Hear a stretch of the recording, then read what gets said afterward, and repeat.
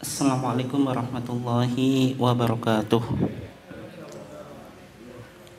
Innal hamdalillah nahmaduhu wa nasta'inuhu wa nastaghfiruh wa na'udzu billahi min shururi anfusina wa min sayyiati a'malina. May yahdihillahu fala mudilla lahu wa may yudlil fala hadiyalah.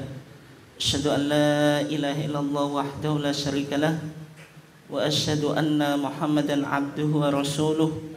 Allahumma sholli ala nabiyyina Muhammad wa ala alihi wa sahbihi ajmain. Amma ba'd. Yang saya hormati pimpinan cabang Muhammadiyah Balen, bapak-bapak dan ibu-ibu sekalian jamaah ketarjian yang dimuliakan Allah. Alhamdulillah pada pagi yang cerah ini kita masih diberikan oleh Allah Subhanahu wa taala nikmat yang berupa kesehatan dan juga kesempatan sehingga kita masih bisa istiqomah dalam upaya kita tafaqquh fiddin, mendalami agama dengan mentradisikan kajian ketarjian Ahad pagi.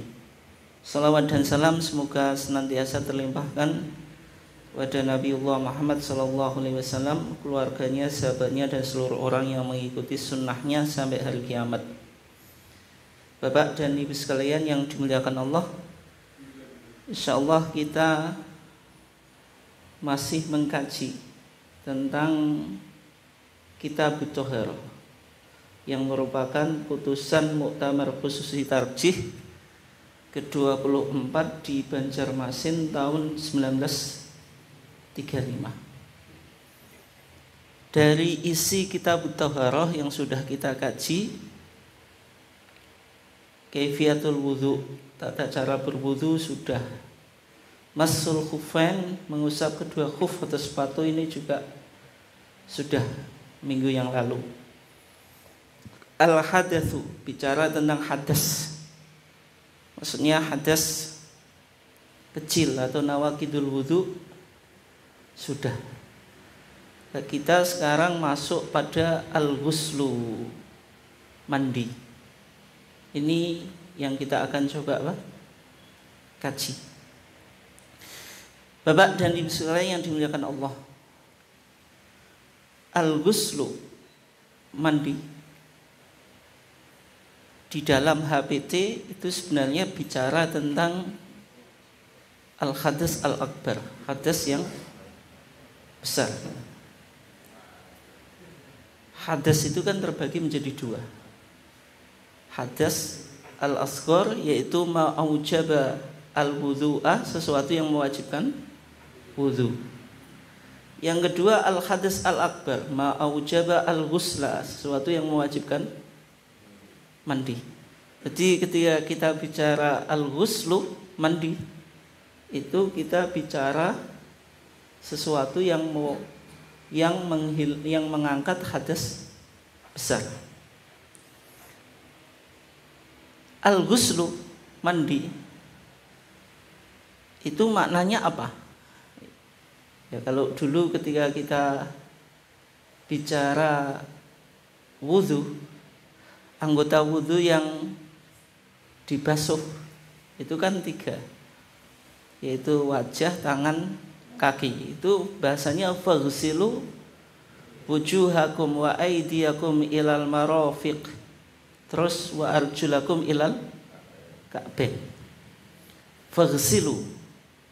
Jadi kalau al-ghuslu itu maknanya secara bahasa al-isalah. Al-isalah itu mengalirkan, maksudnya mengalirkan air.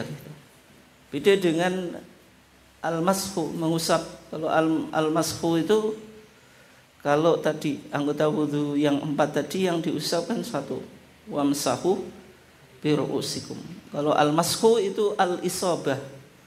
Isabah itu ya hanya membasahi, atau isabah, asabah yusibu isabah, mengenai, maksudnya airnya tidak sampai mengalir, yang penting kena air. Nah, al-ghuslu di sini juga sama artinya, yang disebut mandi itu isalatul ma'ala jami'il badan, mengalirkan air ke semua badan. Sehingga terjemahan al-ghuslu mandi itu dalam bahasa Indonesia yang disebut mandi di sini adalah ghuslu al-janabah, mandi jenabat. Mandi jenabat ada yang menyebut mandi besar itu, karena untuk membedakan ada dua macam mandi di Indonesia, mandi besar dan mandi kecil. Kalau mandi besar itu berarti semua badannya kena air. Kalau mandi kecil kepalanya kena air gitu. Ada yang menyebut mandi wajib gitu. Meskipun mandi wajib ini bisa betul bisa gak maknanya. Mandi wajib karena beranggapan mandi ini wajib dilakukan sebab melakukan junub. Tapi kalau disebut mandi wajib nanti nggak bisa kita pakai dalam mandi untuk sholat Jumat. Itu wajib atau enggak? Nah, itu nanti perdebatannya. Tapi kalau misalnya sholat Id itu Idul Fitri, Idul Adha, kalau kita menggunakan bahasa Indonesia mandi wajib, sebutannya masih mandi wajib atau enggak? Mandi wajib untuk sholat Id itu. Nah, itu menggunakan sesuatu yang paling umum. Maksudnya mandi itu secara umum tadi sebabnya jenabat, sehingga mandinya disebut mandi apa? Mandi jenabat atau mandinya mandi wajib tadi. Jadi di bahasa Indonesia ada beberapa istilah tadi. Mandi jenabat ya, karena terjemahan dari ghuslu al-janabah. Kemudian mandi besar gitu. Mandi besar maknanya di bahasa Arab saya belum menemukan ini. Ada al-ghuslu apa Pak? Al-akbar, ada al-ghuslu al-asghar, itu kok enggak ada. Atau mandi apa tadi? Wajib. Atau masih ada istilah yang lain? Enggak ada ya. Ya. Dasar dari kewajiban toharoh dengan cara mandi itu kita temukan di surah Al-Maidah ayat 6. Di satu ayat ini bicara tentang 3 macam toharoh. Yang pertama wudu, ayatnya sudah kita baca ya, sudah kita kaji ya. Ya ayyuhalladzina amanu idza qumtum ilas sholati faghsilu wujuhakum wa aydiyakum ilal marafiq wamsahu bi ru'usikum wa arjulakum ilal ka'bain. Nah, terus ada mandi, wa in kuntum junuban fattahharu. Kemudian nanti ada tayamum. Falam tajidu ma'an fatayammamu apa? Sha'idan thayyibah. Jadi di satu ayat ini bicara tentang 3 macam apa? Thaharah. Yaitu wudu mengangkat hadas kecil, mandi mengangkat hadas besar, dan keduanya medianya apa? Air. Kemudian tayamum mengangkat hadas kecil dan hadas besar, medianya sha'idan thayyibah, yaitu debu yang suci. Jadi mandi itu bisa kita temukan di ayat ini. Wa in kuntum junuban fattahharu. Jika engkau dalam keadaan, jika engkau orang-orang yang junub, fattahharu, maka apa? Mandilah atau bersucilah. Nanti penafsirannya bagaimana? Kan gini. Fattahharu wa in kuntum lan lamun ono sapa sira kabeh iku junuban, wong-wong sing junub, fattahharu, mongko apa Pak? Bersucilah. Bersuci itu 2 kemungkinan. Wudu bersuci atau enggak? Bersuci. Mandi juga bersuci. Nah, maknanya apa di sini? Mandi atau wudu? Orang junub cukup wudu. Bisa, boleh atau enggak? Enggak. Maknanya itu ayatnya itu fattahharu. Fattahharu kan bersucilah. Bersuci itu tidak harus mandi. Tapi kenapa kok kita bawa makna ke mandi? Nah, ini pentingnya ngaji, Pak. Nah, kalau kita nggak ngaji itu ayat ini nggak muncul iskal. Iskal itu problem. Tapi ketika kita kaji muncul. Tapi kenapa kok kita maknai fattahharu itu maka bersuci dalam kurung, coba di HPT kita itu mandilah gitu. Ya karena wa in kuntum junuban, dan jika kamu sekalian junub. Junub itu dari kata jambun. Jambun itu ini apa lambung. Karena ini bahasa kinayah atau bahasa metaforis menggambarkan orang yang melakukan hubungan suami istri itu. Fattoharu kita bawa kepada makna faghtasilu, mandilah. Kenapa? Nanti didukung oleh ayat yang lain, Pak. Ya ayyuhalladzina amanu, apa Pak? La taqrabus sholata wa antum sukara hatta ta'lamu ma taqulun. Terus apa? Wala junuban illa abiri sabilin hatta apa? Taghtasilu. Orang yang junub itu enggak boleh al-muqthu fil masjid, berdiam diri di masjid, kecuali abiri sabilin, hanya sekedar apa? Melewat. Hatta taghtasilu, sampai dia mandi. Nah, berarti hatta fattoharu itu maknanya bukan wudu tapi mandi. Ya, didukung oleh penjelasan ayat yang lain, sehingga kita pastikan maknanya wa in kuntum junuban fattoharu itu bersuci ini tidak hanya cukup wudu, meskipun wudu itu juga bersuci. Ya, ini pentingnya ngaji. Kalau kita nggak ngaji nggak sampai kepada pemikiran itu ya. Kalau nggak ngaji kan cuma memahami bahwa in kuntum junuban fattoharu maknanya bersuci, kemudian nggak kita pikir. Ataupun dalam bahasa Indonesianya kok mandi, padahal mandi itu penafsiran gitu. Nah, tapi kenapa kok kita simpulkan penafsirannya ya memang mandi, ya tadi alasannya didukung oleh ayat yang lainnya itu. Wala junuban illa abiri sabilin hatta taghtasilu. Berarti mandi itu dasarnya Al-Qur'an. Dan juga hadis-hadis Nabi yang nanti jumlahnya cukup banyak yang menjelaskan tentang mandi. Kemudian kita coba baca ya teks putusan tarjih. Di sana dikatakan idza ajnabta bi khurujil mani. Idza tatkalane ajnabta junub sapa sira bi khurujil mani. Sebab metune mani.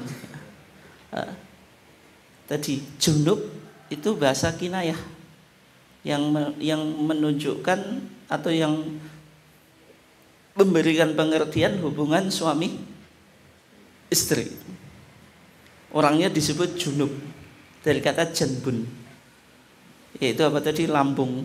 Karena melakukan hubungan suami istri ya umumnya dalam keadaan berbaring, ya kan? Bahasa umumnya Pak. Ya. Terus dia disebut junub. Tapi kalau orang yang berhadas disebut apa? Muhdits. Muhdits. Kalau orang berhadas kecil maksudnya. Nah, di sini dikatakan sebab junub itu keluar mani, bi khurujil mani. Keluar mani, yang menyebabkan orang keluar mani itu apa? Sebabnya banyak. Yang pertama melakukan jima atau hubungan suami istri. Yang kedua mimpi ihtilam, mimpi basah. Iya kan? Terus apa lagi Pak? Onani, masturbasi, istimna. Terus apa lagi Pak? Ini baik dalam keadaan tidur atau jaga. Misalnya orang berpikir Pak, ngelamun itu, ngelamun Pak, membayangkan keluar mani, wajib mandi atau enggak? Wajib atau enggak? Wajib. Tapi nanti keluarnya apakah disyaratkan bisyahwatin, dengan syahwat atau tidak? Bisa jadi orang itu sakit, dia nggak merasakan syahwat tapi keluar mani. Cumannya saya belum menemukan ini sakit apa, Pak? Nggak, dalam fikih dijelaskan itu. Dalam fikih dikasih koid itu ketentuan kalau mengeluarkan maninya itu bisyahwatin, dengan apa? Syahwat. Karena bisa jadi orang mengeluarkan mani sebab sakit atau sebab kedinginan. Cumannya kalau di daerah kita nggak mungkin, Pak, karena nggak dingin ya. Jadi sangat kedinginan itu mengeluarkan apa? Mani. Dalam kasus ini kan dia tidak merasakan apa? Syahwat. Wajib mandi atau tidak? Secara umum tidak. Nah, kita coba bahas satu persatu ya. Khurujul mani, keluarnya mani itu secara umum disebabkan karena melakukan hubungan suami istri atau jima. Dasarnya Nabi bersabda, innamal ma'u minal ma'. Innama angin bestini, sesungguhnya hanya, Pak, ini penting ya. Ini dalam ilmu balaghah disebut adadul khasri, yaitu kata yang restriktif. Restriktif itu membatasi. Innamal ma'u angin bestini, al ma'u tawi banyu, minal ma'i sebab banyu. Maksudnya al-ma', air yang pertama itu air apa?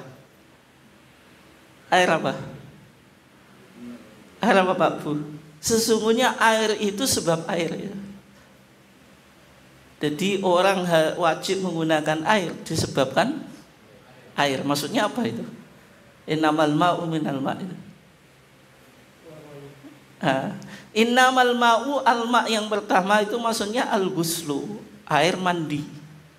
Sesungguhnya orang itu wajib mandi, minal ma'i disebabkan air juga mengeluarkan mani, sperma, kan dua-duanya kan air gitu. Makanya innamal ma'u minal ma'.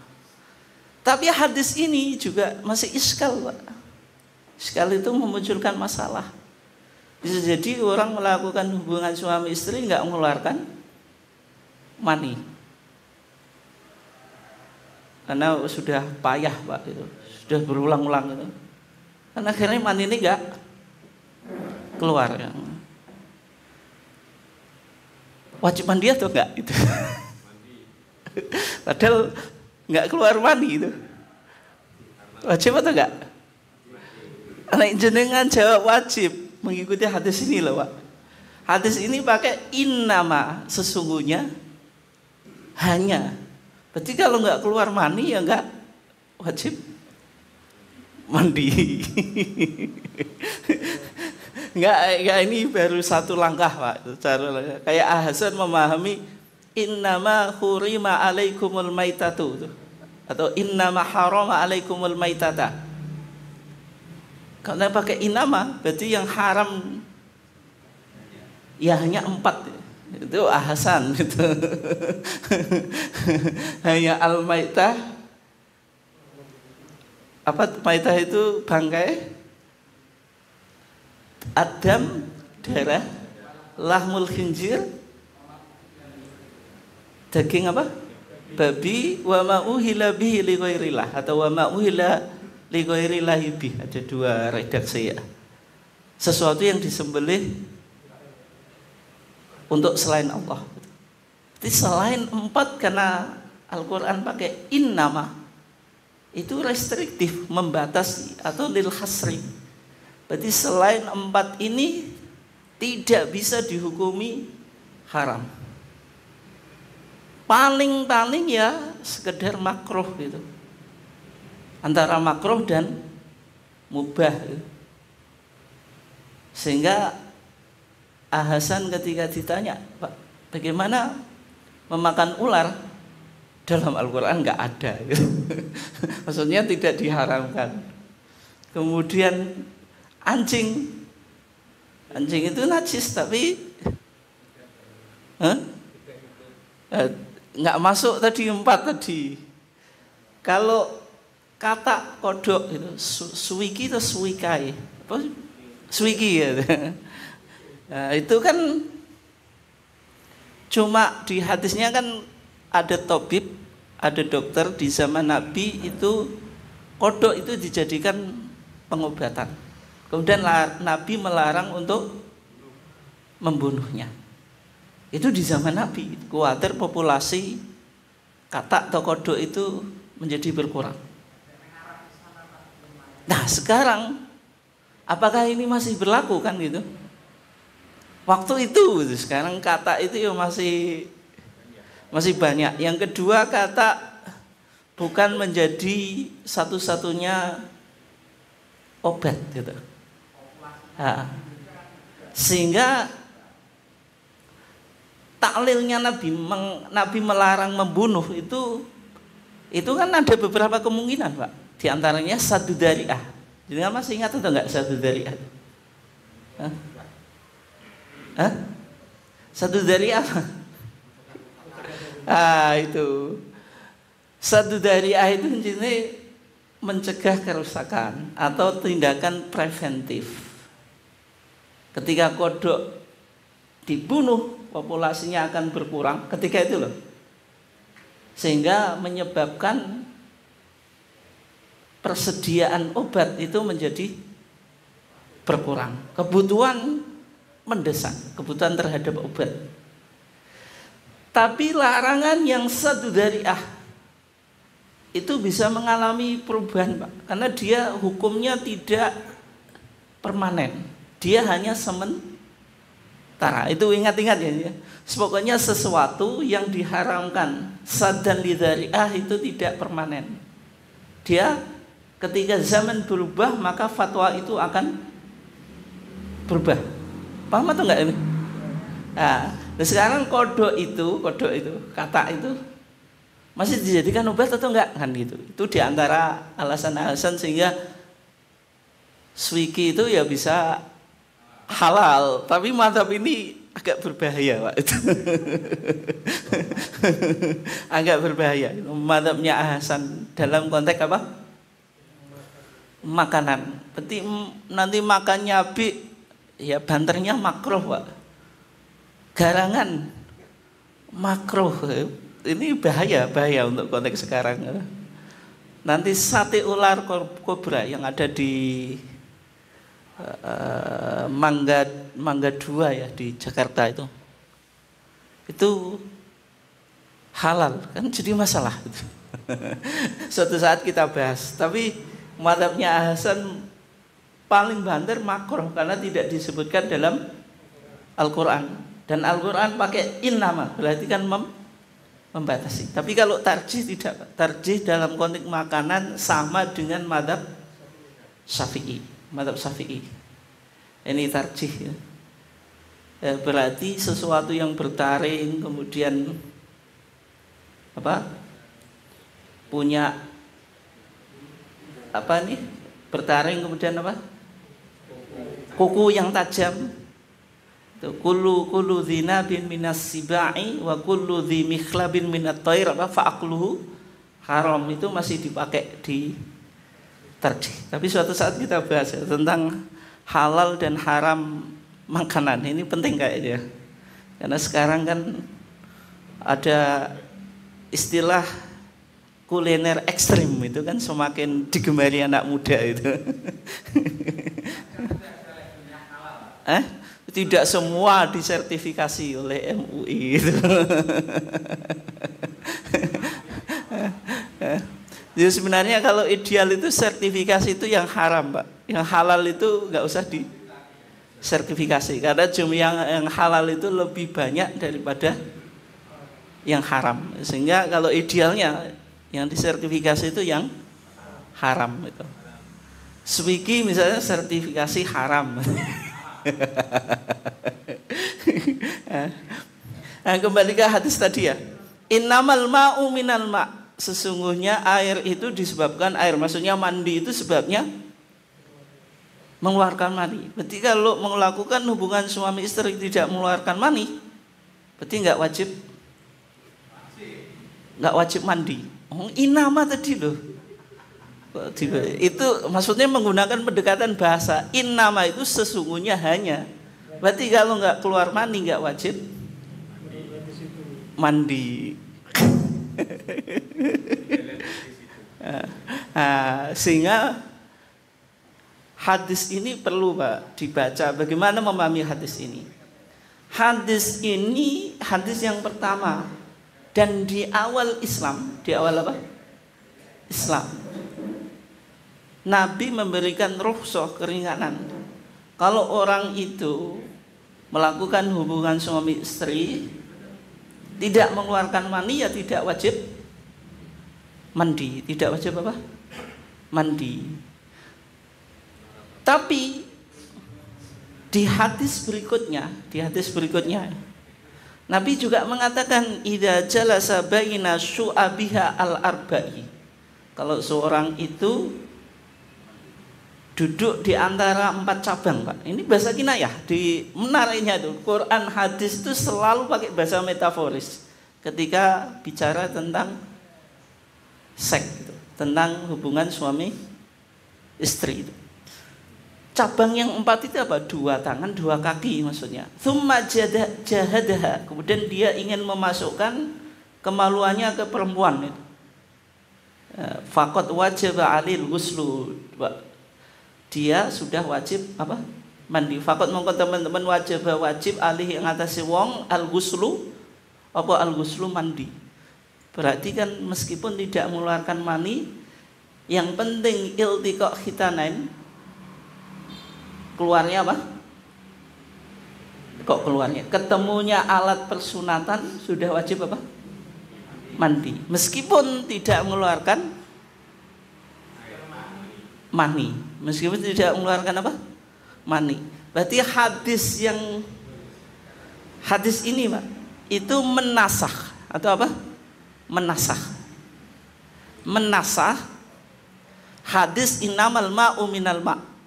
Sesungguhnya air itu, mandi itu disebabkan mandi. Berarti hadis yang tadi idza jalasa baina syu'abiha al-arba' ini menasakh. Menasakh itu apa? Menghapus. Sehingga berikutnya kalau bertemunya 2 alat persunatan meskipun tidak keluar mani, wajib apa? Mandi. Karena hukum yang ada innamal ma'u minal ma' ini dinasakh. Itu pembacaan pertama. Yang kedua Pak, Bu, ini seradi susah tapi enggak apa-apa. Ayo kadang ngaji kan enek sing angel, enek sing layoh.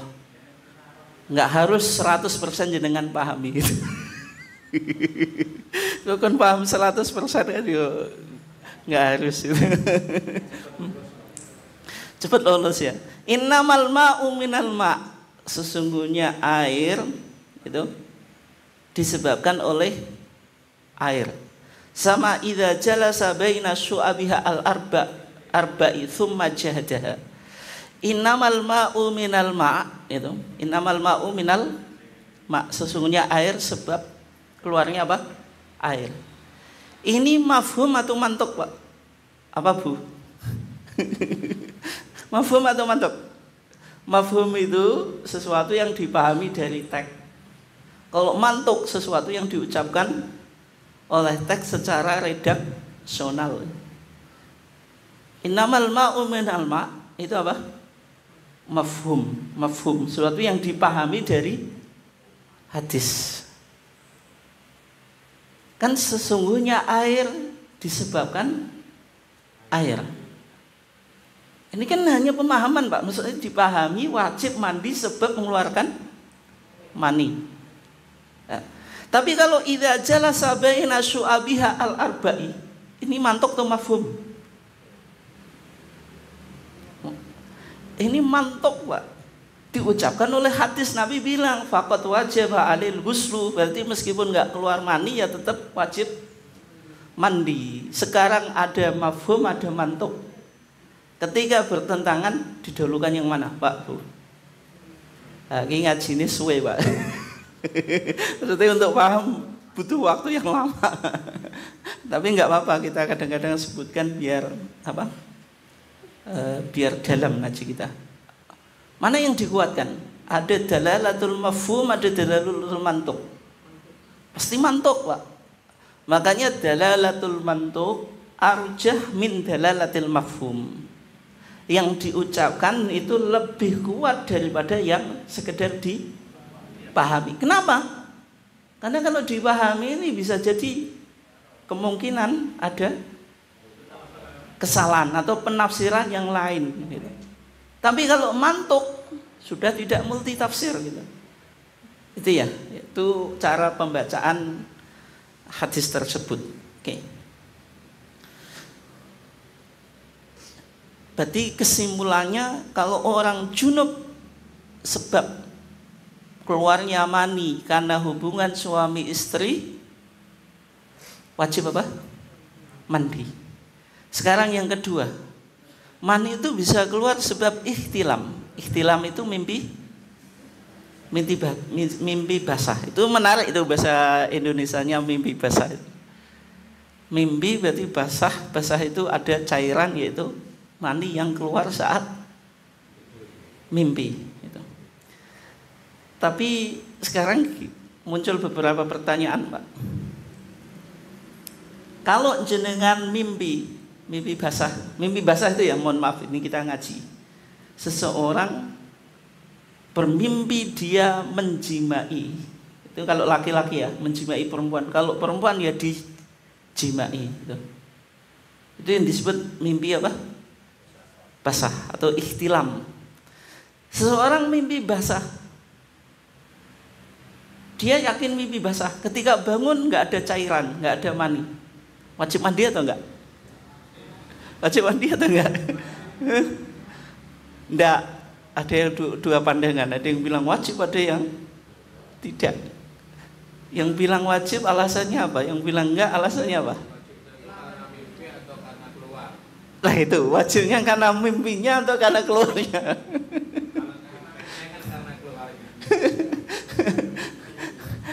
Nah, kalau jenengan sekarang karena keluarnya atau karena mimpinya, Pak? Nah, ya kalau jenengan berpikir ngelamun itu, Pak, sebagaimana suami istri, misalnya seorang suami kerja jauh, nggak bisa pulang. Kan bisa jadi ngelamun tuh, Pak. Dalam posisi tidak tidur. Apa bedanya itu? Apakah wajib mandi ketika dia ngelamun? Kan enggak, selama tidak keluar. Lah sekarang mimpinya atau keluarnya? Mimpinya atau keluarnya? Keluarnya, bukan mimpinya. Nah, berarti kalau jenengan mimpi ya ikhtilam, tapi nanti didukung dengan wujudul balal. Wujudul balal itu apa? Adanya cairan atau basah tadi, yaitu mani. Tidak sekedar mimpi. Tapi kalau misalnya orang ngelamun, Pak, kan sama toh, ngelamun melakukan hubungan suami istri. Ketika tidak keluar mani nggak wajib. Jenengan nggak mimpi, melamun saja. Ngelamun, Pak. Maksudnya ngelamun itu membayangkan, mimpi juga membayangkan. Lah Imam Ghazali itu nggak percaya akal itu di situ, Pak. Akal itu meskipun sangat luar biasa, Pak, dalam menemukan kebenaran. Kelemahan akal itu ketika mimpi gitu. Ketika mimpi itu dengan akal atau dengan apa? Organ tubuh apa yang berfungsi? Akal toh. Akal itu meskipun canggih dalam menemukan kebenaran, dia memberikan keterangan yang salah ketika mimpi. Oh, ketika mimpi kita jalan-jalan hubungan suami istri, bangun itu hanya kok mimpi turunnya diterus Nyimpine lain lagi. Yang pertama hubungan suami istri, yang kedua dikejar-kejar debt collector, cewek. Nah, itu. Imam Ghazali nggak percaya akal itu di situ gitu. Karena akal itu tidak bisa rasional pada saat apa? Tidur gitu. Dan kembali ke pembahasan kita. Mimpinya atau keluarnya maninya? Keluar maninya, bukan apa? Mimpinya. Sehingga kalau orang ngelamun, dia nggak keluar mani ya nggak wajib mandi. Ngelamun keluar mani wajib mandi. Nah, orang bermimpi, ketika dia bermimpi tapi tidak ada bukti keluarnya mani, tidak wajib mandi. Sehingga maksudnya itu al-ihtilam biwujudil badal. Dia mimpi dibuktikan dengan adanya cairan atau mani. Dalilnya apa? Ini dalil yang penting untuk ibu-ibu ini.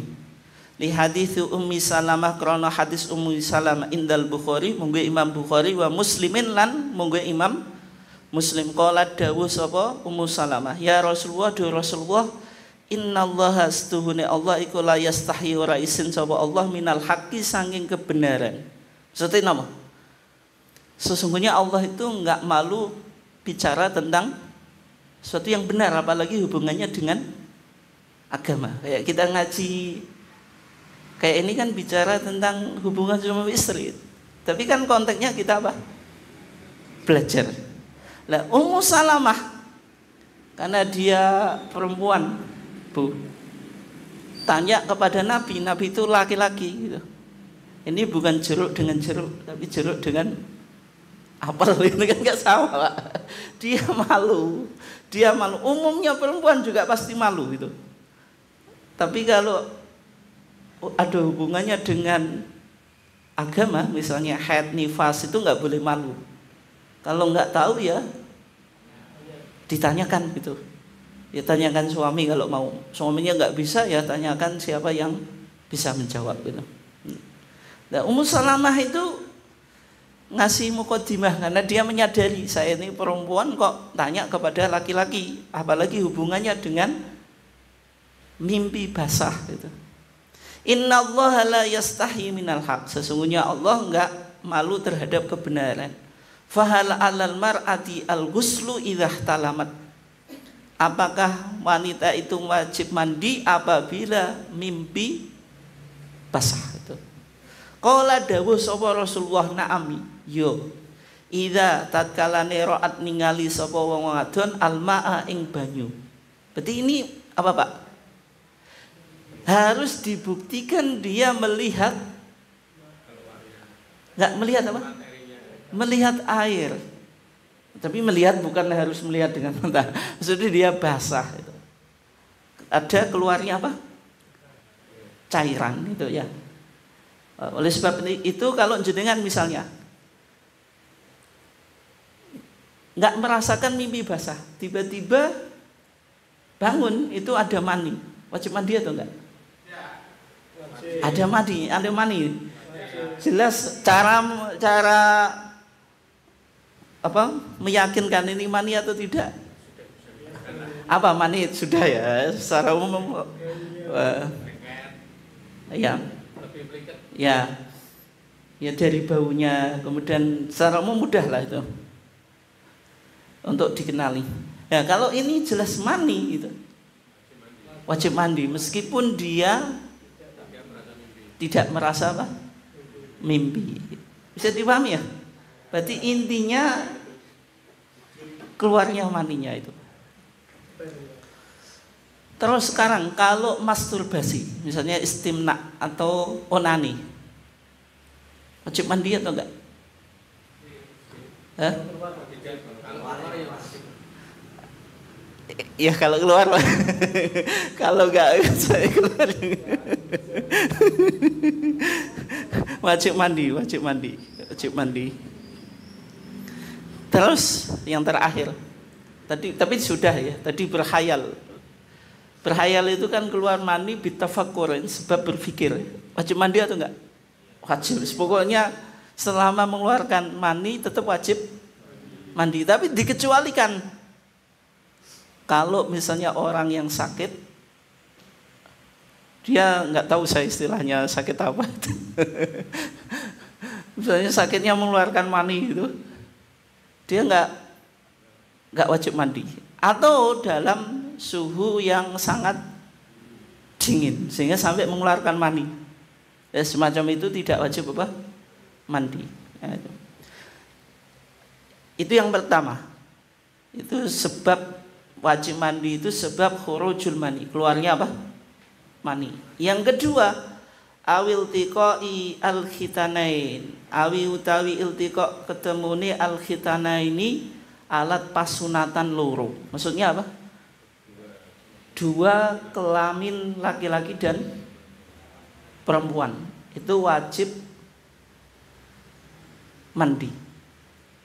Dua alat persunatan, Pak. Berarti seolah-olah memberikan penjelasan ya di sini. Wanita juga wajib di sunat sebagaimana mazhab Syafi'i. Mazhab Syafi'i itu sebenarnya wanita, Bu. Wajib disunat itu. Sebagaimana apa? Laki-laki. Kalau laki-laki jelas ya itu. Hah?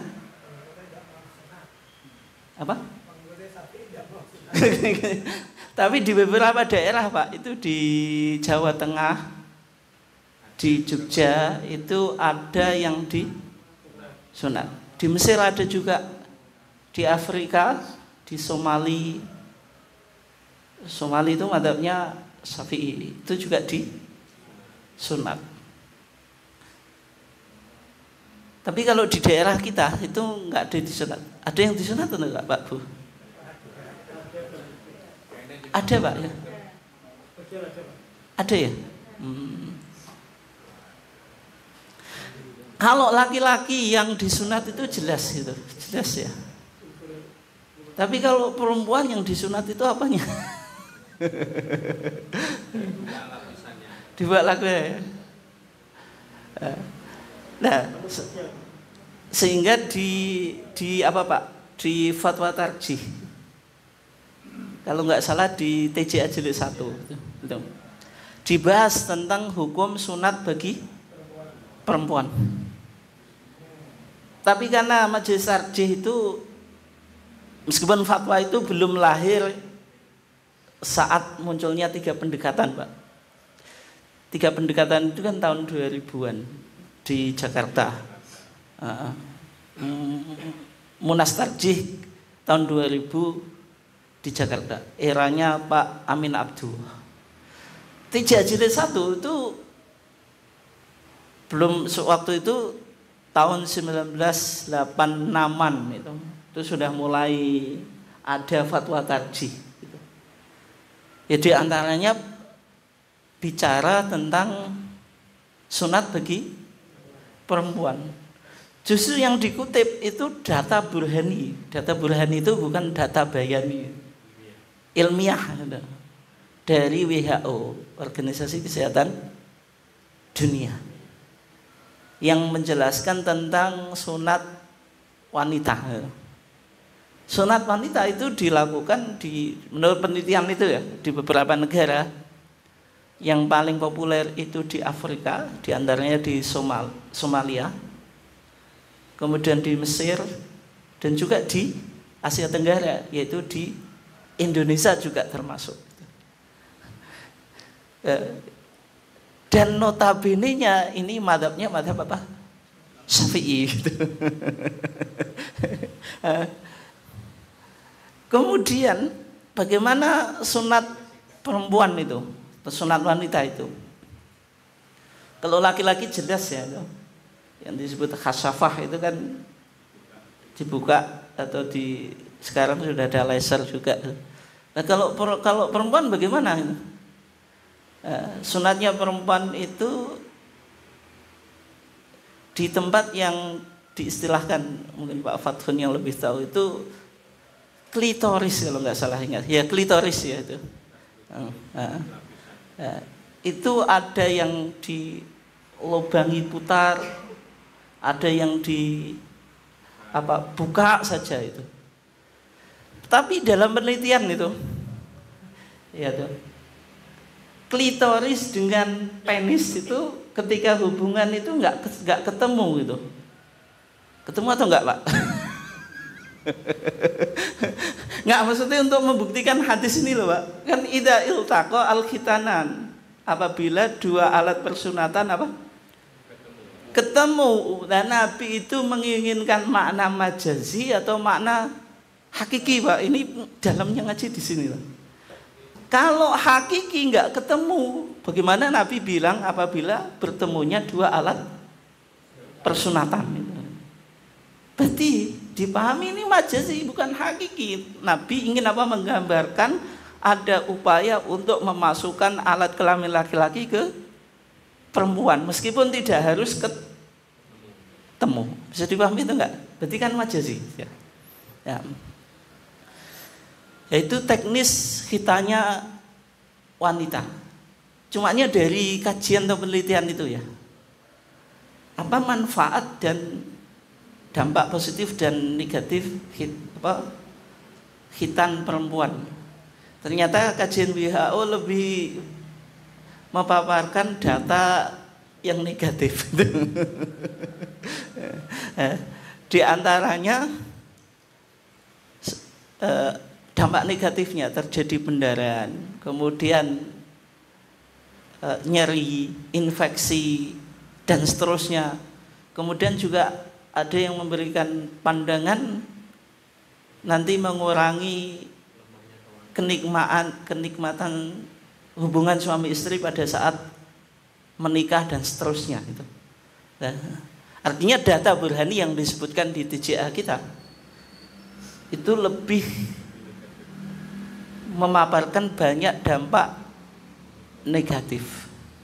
Nah, sehingga dari situ disimpulkan oleh majelis tarjih hukum sunat perempuan itu tidak wajib. Apabila dilakukan, dilihat dulu, dipertimbangkan mana dampak positifnya dan negatifnya itu. Sehingga kesimpulannya yang mendukung Syafi'iyah yang jenengan sebutkan Pak Uin. Mayoritas enggak sunat. Nah, itu ya. Kenapa? Kalau dia intikal madhab, kan sudah punya teori itu. Bagi pengikut madhab Syafi'iyah, Pak, ini dibasul masail. Kalau nggak bisa melakukan madhab, pindah ke madhab yang lain. Itu teorinya dirumuskan oleh pengarang Fathul Mu'in.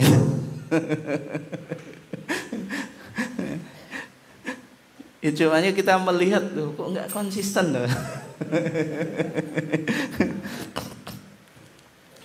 Ya, ini yang kedua tadi apa? Iltiqa khitanain. Intinya kalau bertemunya dua alat persunatan, meskipun tidak mengeluarkan mani, wajib apa? Mandi. Nah. Terus berikutnya yang ketiga. Au aradta khudura al-jumu'ah, au utawi arada ngersake sapa sira khudura al-jumu'ah ing nekani salat Jumat. Hukumnya wajib atau sunnah, Pak? Mandi untuk menghadiri salat Jumat. Wajib atau sunnah, Pak? Jenengan jawab sunnah. HPT ngomong wajib kok jenengan jawab sunnah. Coba, Pak, apabila engkau junub sebab mengeluarkan mani, hukumnya apa?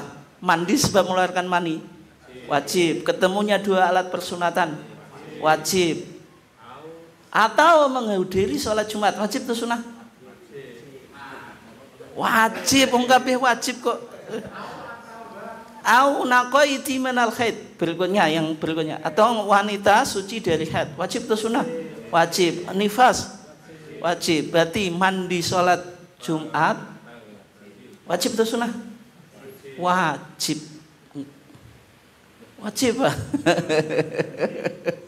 Dibilangi kok nggak. Jenengan kalau baca teks loh, teks HPT itu wajib gitu, bukan sunnah. Kalau HPT ingin menjelaskan sesuatu yang sunnah, ngapain diselipkan mandi Jumat? Ya sudah, mandi Jumat nggak usah dimasukkan gitu. Berarti ingin menggambarkan kalau mandi Jumat itu hukumnya wajib. Dan dalilnya li hadis Ibnu Umar, berdasarkan hadis Ibnu Umar, inda Muslimin, pada riwayat Imam Muslim, qala Rasulullah sallallahu alaihi wasallam, Rasulullah bersabda, idza arada ahadukum, idza tatkalani arada ngersakake sapa ahadukum salah sujine sira ayati ang yen to nekani sapa ahadukum al jumu'ata ing salat Jumat, fal yaghtasil mongko becik adus sapa ahadukum. Mbak, fal yaghtasil itu perintah atau enggak? Perintah. Ini fi'il mudhari dimasuki lamul amri, lam yang menunjukkan perintah. Makanya Kiai Jawa nek manani fal yaghtasil mongko becik adus. Becik ini tapi maksudnya wajib mandi. Berarti orang mau mendatangi sholat Jumat, menurut HPT hukumnya wajib mandi. Bukan ape-ape, kudu adus. Tapi jenengan gak terima kayak gini. Saya terima.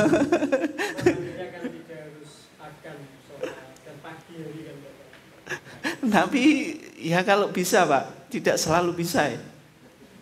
Wong Utsman itu karena dia sibuk di pasar Pak. Tapi di hadisnya itu Utsman itu sibuk di pasar karena Utsman itu kan saudagar. Wah, tajir ya. Saudagar. Dia mau Jumatan itu langsung dari pasar ke masjid. Cumannya Utsman nggak kayak jenengan. Kalau jenengan mau berangkat ke sekolah kan pagi mandi Pak. Utsman itu nggak mandi. Ketika dia masuk masjid, Umar bin Khattab lagi khutbah gitu. Namanya Umar itu kan orangnya keras gitu. Tahu Utsman datang terlambat gitu. Ditanya itu. Berarti khotib itu boleh nanya Pak. Dan jenengan bisa praktekkan itu.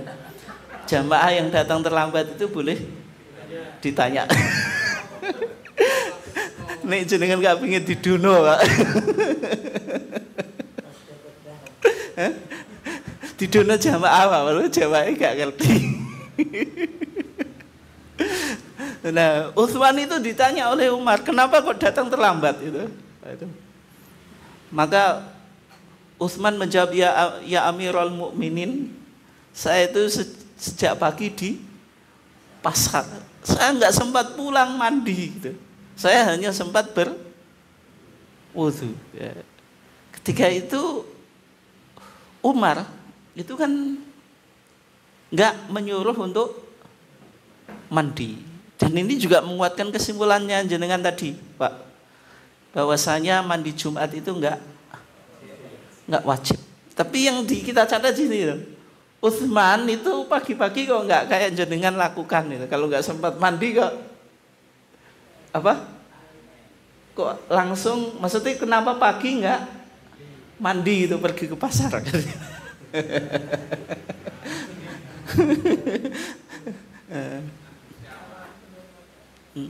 Dan sehingga kesimpulannya mandi untuk mendatangi sholat Jumat seolah-olah tarjih bilang wajib. Ya. Kapan mandinya? Sebelum kita bahas ya, maksud bahas hukumnya. Mandinya kapan ya?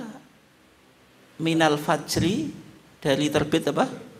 Fajar ila sholatil Jum'ah, sampai pelaksanaan sholat Jumat. Nah, itu. Bagaimana kalau setelahnya? Setelah Jumatan baru mandi. Dapat sunnahnya atau enggak? Nah sekarang mandi sholat Jumat itu untuk sholatnya, karena sholatnya atau karena harinya? Jadi dalam tuh Pak. HPT itu sederhana, tapi kalau kita dalami itu Ya dalam, tapi mendalami kan tergantung siapa yang menjelaskan. Nah, itu. Jadi kesimpulannya mandi sholat Jumat itu dari terbit fajar sampai pelaksanaan sholat Jumat. Nah kalau jenengan nggak bisa mandi menjelang sholat Jumat, maka pagi sudah boleh mandi. Yang bekerja di kantor sebelum berangkat ke kantor itu mandi gitu. Soalnya nanti kalau menjelang sholat Jumat antri, fasilitas nggak ada gitu. Tapi lebih baik mana? Mandi menjelang sholat Jumat sama mandi saat pagi? Hah?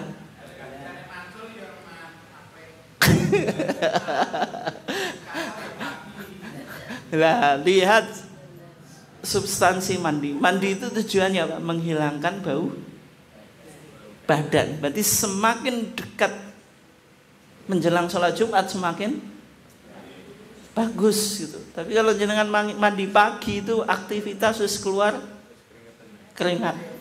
Tapi kita pakai kaidah ini Pak, penting ini. Ma la yudrak kulluhu la yudrak kulluh. Sesuatu yang tidak bisa kita lakukan, tidak kita tinggalkan secara totalitas. Ini kan makanya bahasa Inggris ada better late than never itu. Lebih baik terlambat daripada tidak sama sekali. Ngaji gak iso tiap minggu ya kira-kira carry itu luwih apik timbang blas itu. Atau seminggu pisan gak iso seminggu pisan ya 2 minggu gak iso ya saulan gak iso ya setahun.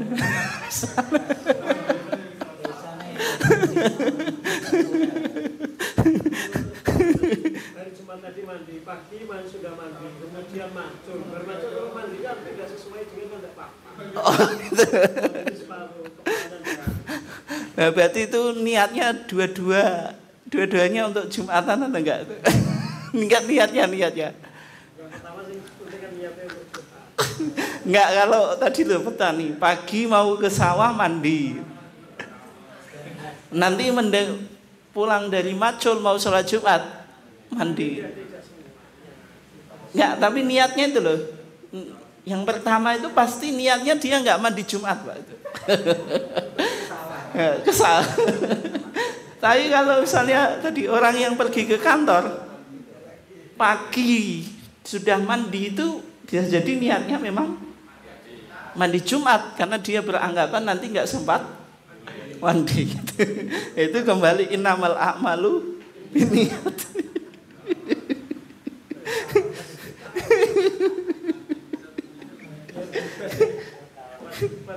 Ya. Nah, sekarang kita bahas ya. Pendapat tarjih. Ini analisa saya, Pak. Kenapa kok tarjih memposisikan mandi Jumat itu wajib? Karena tarjih itu di HPT jilid 1, Pak. Banyak dipengaruhi oleh pemikiran Al-Imam Asy-Syaukani. Secara khusus di kitabnya apa? Nailul Autor. Di Nailul Autor, Imam Asy-Syaukani itu berpandangan mandi untuk menghadiri sholat Jumat itu hukumnya wajib. Sebagaimana madhab Dzohiri. Madhab apa? Dzohiri. Madhab Dzohiri itu wajib. Berarti kalau orang mendatangi sholat Jumat nggak mandi untuk sholat Jumat, ya hukumnya berdosa itu. Nah, tarjih itu dulu perumus Kitab Thaharah ini Pak, sangat mungkin dia mengikuti pendapat yang dikuatkan oleh Imam Syaukani di Nailul Autar, hukumnya wajib, yang kebetulan sama dengan madhab Dzohiri. Al-Imam Abu Dawud Al-Dzohiri, Pak. Nah, pandangan ini di masa sekarang Pak didukung oleh Syekh Nasruddin Al-Albani. Syekh Nasruddin Al-Albani itu di beberapa pendapat itu Dzohiriyah, Pak. Literalis itu. Termasuk dalam konteks apa? Mandi Jumat. Di Tamamul Minnah ya. Tamamul Minnah itu kitab yang ditulis oleh Syekh Nasruddin Al-Albani mengkritik kitab fikih sunnah. Fikih sunnah tahu ya?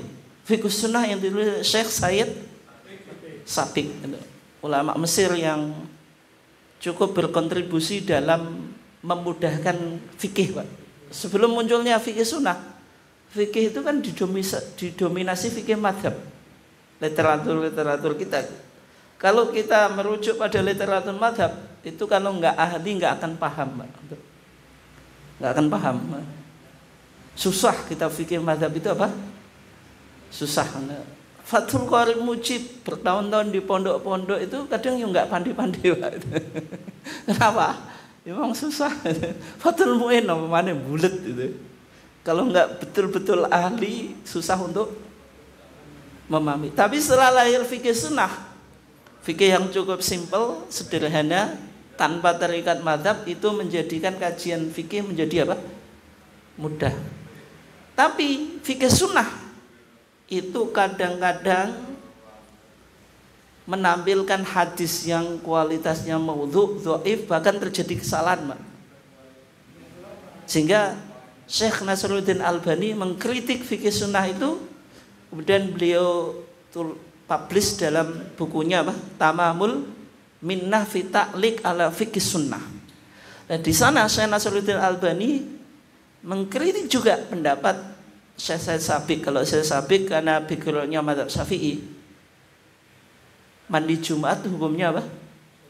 Sunnah, tidak wajib. Dikritik, yang betul adalah wajib sebagaimana pandangan Imam Syaukani gitu. Nah, itu pendapatnya Syekh Albani. Nah, sekarang ternyata kenapa kok kita simpulkan tidak wajib? Di hadis nanti jenengan cek di Bulughul Maram. Rasulullah bersabda, "Wa man tawaddu'a fa biha wa ni'mat." Wa ni'mat ya. Kalau dia wudu dia baik. Wa man igtasala fal ghuslu afdal. Barang siapa yang mandi untuk salat Jumat, fal ghuslu, maka mandi itu afdalu, lebih utama. Berarti kalau dikatakan afdalu itu wajib atau enggak, Pak, Bu? Kok wajib? Jadi sekarang Sholatul jama'ati afdalu min sholatil fadhi bisab'in wa isyrina darajah. Wajib itu sunnah? Sunnah. Kalau nggak ada hadis ini, Pak, semua kita kebanyakan dosa gitu.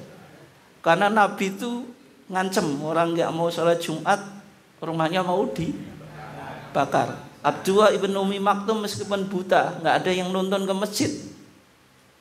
Ketika mau minta keringanan kepada Rasulullah, ditanya, hal tasma'un nida, masihkah mendengar adzan? Naam ya Rasulullah, fa'ajib. Kalau gitu tetap datangi.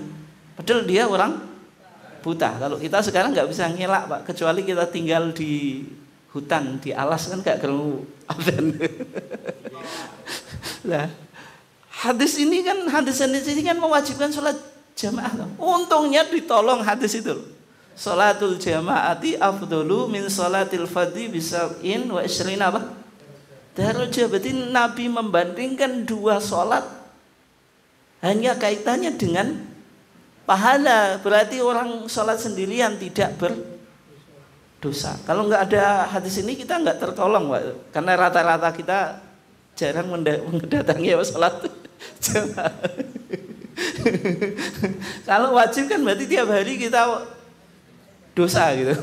Kalau nggak berjamaah gitu. Kembali ke hadis tadi. Wa man ightasala fal ghuslu afdalu. Nabi bilang afdal, membandingkan, berarti hukum sholat Jumat tidak, hukum mandi sholat Jumat tidak wajib. Nah, itu hadis yang digunakan oleh jumhur ulama untuk memalingkan dari makna wajib kepada makna sunnah. Sehingga kalau sesuatu itu diperdebatkan antara wajib dan sunnah, ya lebih baik apa? Dilakukan. Karena apa? Al-khuruj minal khilaf apa? Mustahabun. Keluar dari perdebatan itu lebih baik. Apalagi ada sebagian ulama yang memaknai apa tadi? wajib. Tapi HPT kita juga sebenarnya wajib, Pak. Tapi warganya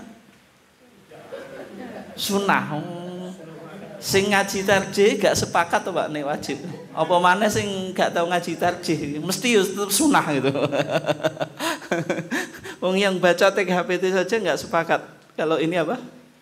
Wajib. Apalagi yang gak ngaji mesti sunah dhisik gitu. Nah, kemudian sebelum kita tutup ya, aunaqaiti minal haid. Aunaqaiti itu resik sapa sira wadon minal haidi saking haid. Awin nifas utawa nifas. Berarti wanita itu wajib mandi ketika apa? Suci dari haid. Sucinya wanita dari haid itu bisa dengan dua cara, Bu. Yang pertama keluar cairan putih. Jadi wanita biasanya haidnya itu kan 7 atau 6 hari itu mayoritas. Meskipun ada yang kurang dari itu. Nah, biasanya ditandai dengan cairan putih. Atau yang kedua itu bisa pakai kapas ya. Kapas itu dimasukkan ke kelaminnya, kemudian kalau ditarik itu putih, nggak ada percik darah, itu berarti sudah suci ya. Itu cara kita meyakinkan sudah suci atau belum. Tapi saya nggak masuk loh, Bu.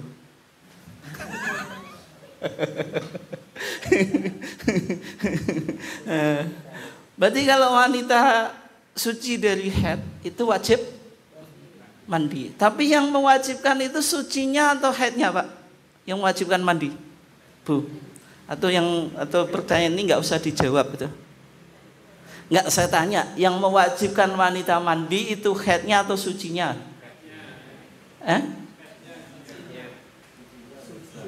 Tapi mandinya juga pas suci. Maksudnya haidnya atau sucinya? Sucinya atau haidnya? Ini pertanyaan pelik loh itu. Karena haidnya atau karena sucinya?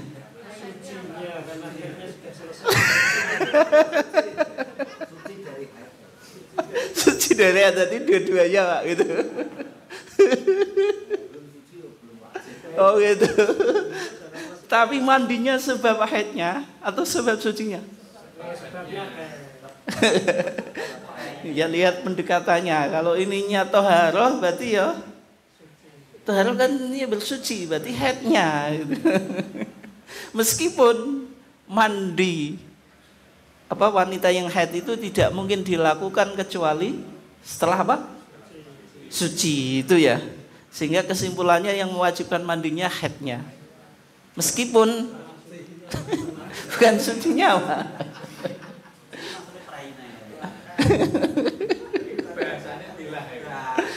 Enggak, itu di fikih ada, Pak itu.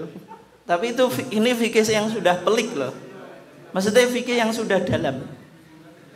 Yujibu al-ghusla, yang mewajibkan mandi itu al-haidu awit tuhru, kan mestinya nek di fikih ada pertanyaan itu. Tapi ini fikih yang dalam loh.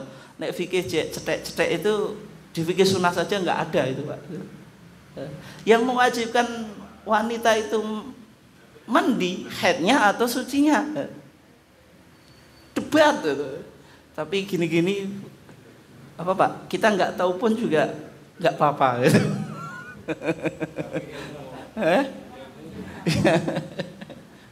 Itu jawabannya tadi haid, tapi tentu mandinya pas suci gitu. Nah dalilnya apa? Wala taqrabuhunna hatta yadhurna. Wala taqrabuhunna, lan aja nyedak sapa sira kabeh hunna ing wong-wong wadon hatta yadhurna, sampai apa? Suci. Fa idza tatahharna, ini yang penting Pak ini. Berarti wanita kalau sudah suci itu wajib apa? Mandi. Nah. Tapi pertanyaannya gini. Ini pertanyaan yang penting, Pak. Ini pernah kejadian itu, saya pernah ditanya. Yang tanya juga perempuan. Tapi jenengan nggak usah jetelkan Pak cantik atau enggak, itu nggak usah. Masih muda atau enggak itu enggak. Biar saya saja yang tahu itu.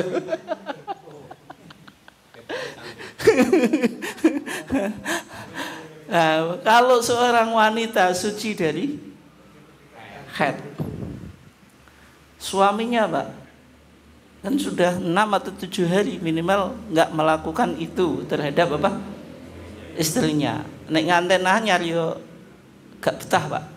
Prai 6 tapi tang tidak paling gawak.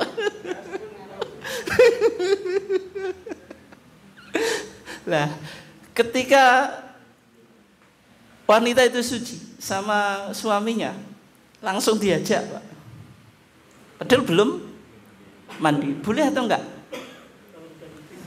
Di satu sisi sudah suci, di satu sisi belum mandi, boleh atau enggak?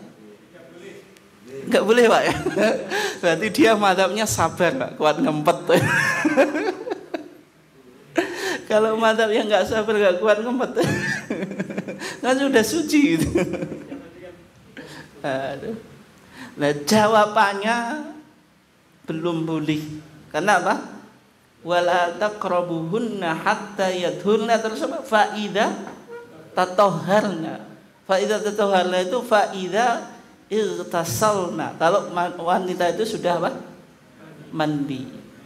Faida tatahharna fa'tuhunna min haitsu amarakumullah. Innallaha yuhibbut tawwabina wa yuhibbul mutatahhirin. Jadi kalau dia belum mandi, meskipun sudah suci, belum bisa digasak Pak. Sabar dulu gitu. Harus mandi dulu. Yang kedua ini konsepnya toharoh. Kalau dia belum mandi, kan belum suci tuh Pak, itunya masih kotor kok. Itu berarti bersihkan. Nah itu. Tapi kadang-kadang pertanyaannya gini Pak, wanita istihadah itu, wanita yang mengeluarkan darah spotting ya, dijima sama suami, boleh atau enggak? Boleh atau enggak Pak? Istihadah, darahnya keluar, spotting Bu, boleh atau enggak? Nek sing jawab kok mentolo getih metu kok. Jawabannya boleh. Boleh. Tapi urusan ini jijik atau enggak itu urusan lainnya, tapi kan boleh. Karena apa? Mustahadah, wanita yang istihadah itu dihukumi wanita thahirah yang suci gitu. Itu ya. Dan nanti bagaimana darah haid dengan darah istihadah, nanti itu ada pembahasan khusus. Kalau istihadah itu kan darahnya dia segar, kemudian merah segar. Tapi kalau haid itu kehitam-hitaman, sehingga dari, mohon maaf ya, baunya juga agak busuk. Nah itu sehingga kalau haid itu enggak boleh, kalau istihadah meskipun keluar darah boleh. Tapi urusan suaminya mau atau tidak itu urusan lain. Kita hanya bicara itu boleh gitu. Oke. Mungkin itu saja. Nanti bisa kita lanjut ya, karena waktu kita belum selesai ini. Nifas juga belum. Kita cukupkan, ada pertanyaan atau enggak? Cukup ya. Kita cukupkan. Wassallallahu ala nabiyina Muhammad wa ala alihi wasallam. Wassalamualaikum warahmatullahi wabarakatuh.